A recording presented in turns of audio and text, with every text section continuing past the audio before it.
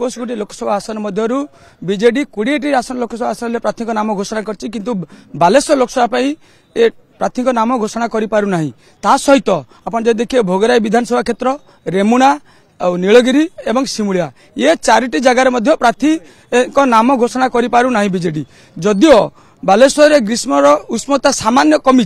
किंतु राजनैतिक उष्णता आउटे अधिक द्विगुणित होती। आम एपाई कहूँ कि आप देखु बीजेडी लोकसभा प्रार्थी किए हम पूर्वर आप जानते चर्चा होता केतबेले किए ज्योति प्रकाश पाणिग्राही नाम आसूला केतबेले पूर्वतन सांसद जी थे रवींद्र जेना ना आसूला किंतु लेखाश्री सामंत सिंहार जितेबाला बीजेपी छाड़ी पुणी बीजेडी जॉइन कर बर्तमान नाम जोर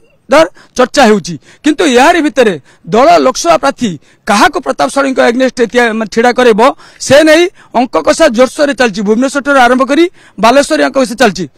केवल से नुहे सहित जो द्वंद्व लगी रही कौन पर लोकसभा आसन सहित जो विधानसभा क्षेत्र आसन नाम घोषणा हो पार या पछे कौन रही कारण कौ जगह बीजेडी को टेंशन रही कि लोकसभा सहित 4टी विधानसभा क्षेत्र ना घोषणा कर पार नहीं। ओटीवी समस्त दर्शकों को आम मिशन पड़िया खेलाड़ी संघ तरफ अशेष अशेष शुभकामना शुभ सकाळ। ये जो भाई आमर प्रश्न पचारि ओटीवी प्रकाश भाई ता विषय केवल गोटे कथा कहले तो हबनी जदि स्वल्प समय भितर मु चेष्टा करी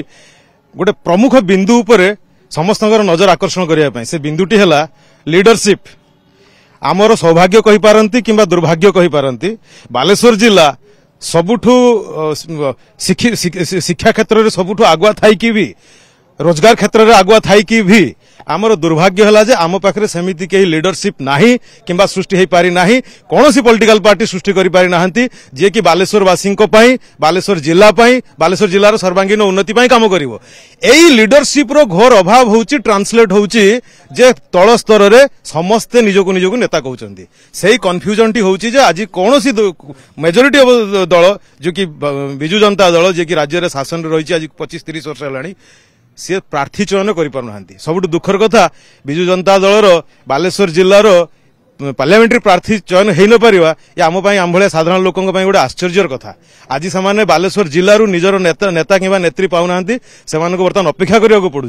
बहुत दुखर सह आम बालेश्वरवासी कहूँ आम जिला नेता शून्य। आज्ञा कौन प्रकृत में हो पारुनी कौन जो कथा कहले भाई कि बालेश्वर जिला नेतृत्व ठीक से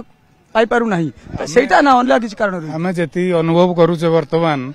बालेश्वर गोष्ठी कंदल जेहेतु बहुत बढ़ी चली राजनीतिक लोकसभा उपरे सेति पे माने प्रार्थी चयन रे बहुत लेट करछन जेहेतु निज एरिया रो जो नेता माने अछंती सेमान को योग्य मनोनीत न करिया पई से माने बाहर दलर जो लोक मान को आणुचंती आमे आशा करूछु सेई मान को को मान प्रार्थी करा जाय पारे। अच्छा कोन प्रकृत रे कोन भाबुचंती ये जो मैंने बालेश्वर काम करेंगे चयन करवाटा ठीक जेहेतु कई पार्टी पाखे भल नेता ना से दल बदल जी कर आणिक टिकेट देवाई चेष्टा कर बालेश्वर दुर्भाग्य जे भल नेता 10 वर्ष 20 वर्ष है भल नेता कई मिलूना जे बालेश्वर डेवलपमेंट करेंगे यहाँ हूँ आम बालेश्वर दुर्भाग्य।